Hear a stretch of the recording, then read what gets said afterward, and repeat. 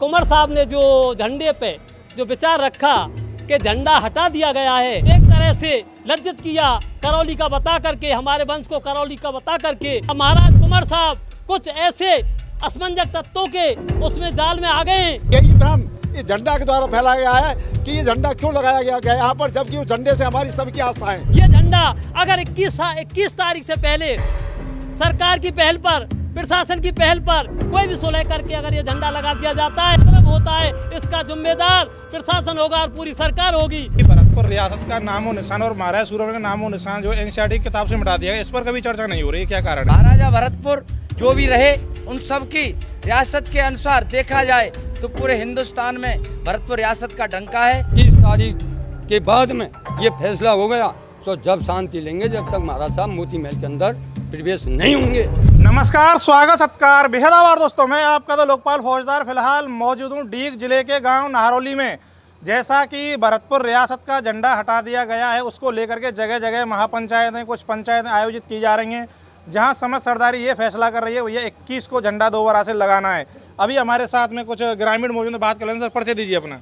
मेरा नाम ओम प्रकाश बड़ियासरा, मैं बड़ियासरा से बिलोंग करता हूँ। सरदारी के निवेदन पर ये महापंचायत का आयोजन किया गया। पहले तो मैं पूरे ज़िले की सरदारी को नमस्कार नमन करता हूँ और मीडिया वालों का मैं बहुत बहुत स्वागत करता हूँ। आज जो 25 गांव की सरदारी यहाँ पर इकट्ठा हुई है, उसका विषय था कि महाराज साहब इतने दुखी हैं। वो वैचारिक मतभेद जो महाराज साहब पूरे राज परिवार में चल रहा है, विषय था कि कैसे इस राज परिवार में सुलह किया जाए, कैसे महाराज साहब और हमारी महारानी दिव्या जी कुंवर साहब का कैसे सुलह हो सके और वो बहुत बढ़िया से अपने महल में जा सकें और सम्मान से जीवन जी सकें। दूसरा विषय निकल के आया मीडिया के माध्यम से कि कुंवर साहब ने जो झंडे पे जो विचार रखा कि झंडा हटा दिया गया है और कोई करौली का झंडा वहाँ लगा दिया गया है। उन्होंने हमारी गद्दी पर, हमारे वंश पर भी सवाल या निशान उठाए। इससे हमारी समाज बहुत व्यथित है और दुखी है। हमसे रहा नहीं गया।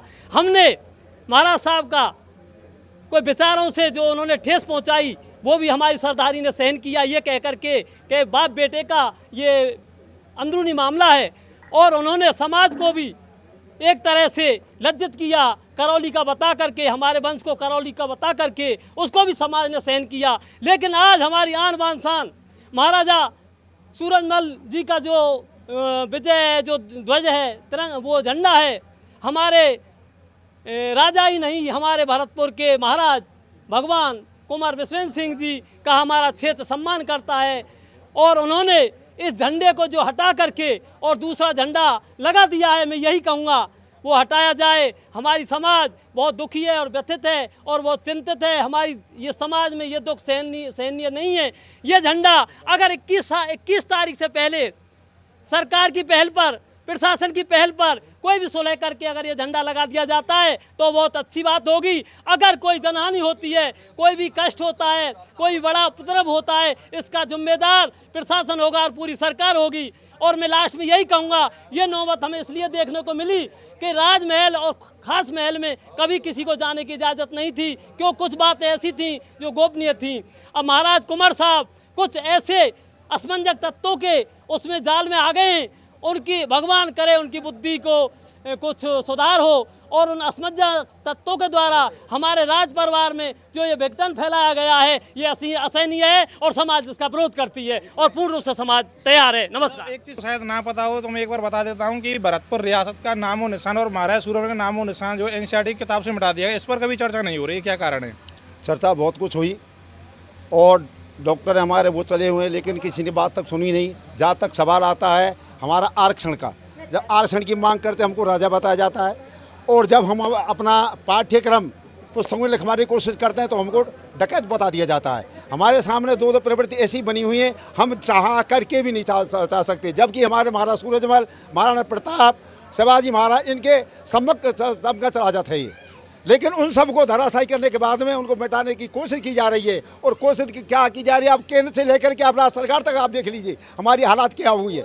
हमारा जो क्षेत्र है, हमारी रियासत है, हमारा सभी छत्तीस को हम बराबर लेके चलिए और सभी साथ रहें। और यही भ्रम इस झंडा के द्वारा फैलाया गया है कि ये झंडा क्यों लगाया गया यहाँ पर, जबकि उस झंडे से हमारी सबकी आस्थाएं पूरे भरतपुर रियासत की ही नहीं, पूरे राजस्थान और जितने भी राज्य हैं उनकी सबकी यही आस्था है इनके प्रति। पहली और दूसरी बात ये रही है कि जो हमारा परिवार जो विघटन हुआ है, जो आज सरेआम तमाशा ये सब पूरा देश देख रहा है, इस हम राजी भी नहीं है और इनका आपस में समाधान होना चाहिए। वापस महाराज साहब अपने खास महल में जाना चाहिए, ये हमारी आखिरी बात है।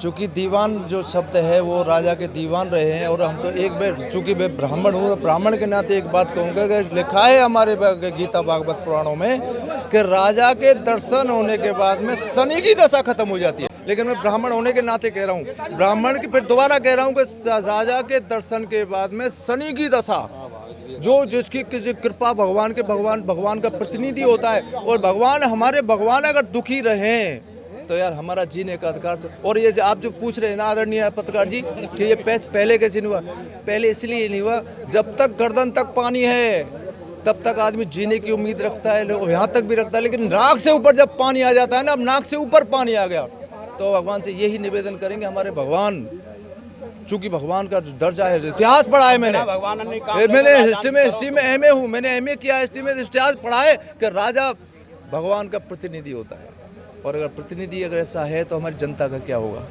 तो ऐसे निवेदन है, सब लग रहे हैं हमारे जितने भी सरदारी है, भगवान देखो आगे, भगवान सद्बुद्धि दे कुंवर साहब को, यही बस इतना ही कहूँगा। गाँव पंचायत आयोजित की जा रही है, लेकिन सबसे बड़ी बात यह है कि जब इस परिवार का विघटन हुआ तो उस समय ये सरदारी एकत्रित क्यों नहीं हुई, क्योंकि जब घर बिखरा तो उसे अगर एकत्रित करते शायद उस समय ने बसाते दोबारा से तो ठीक रहता मेरे हिसाब से। तो पहले तो मैं आपका स्वागत करता हूं।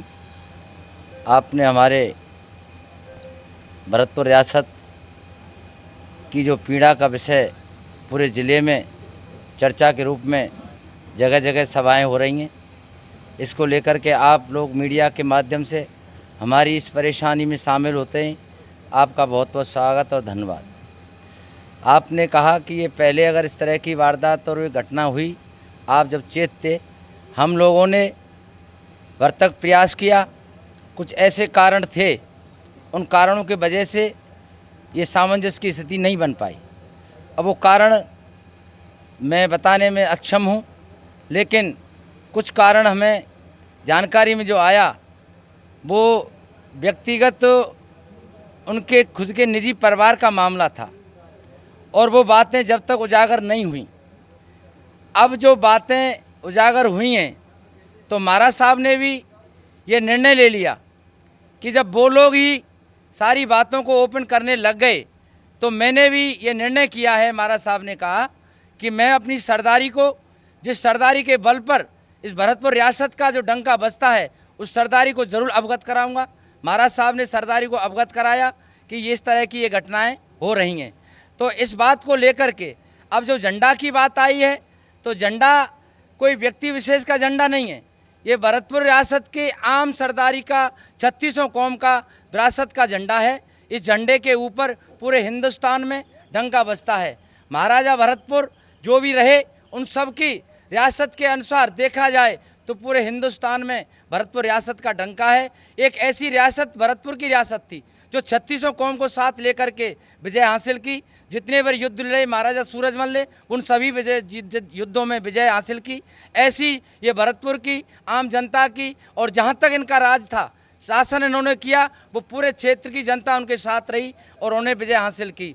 मैं ये समझता हूँ कि अब जो ये स्थिति बनी हुई है, ऐसी स्थिति को सरदारी के माध्यम से निश्चित रूप से 21 तारीख को समाधान हो जाएगा, मेरा ऐसा मानना है।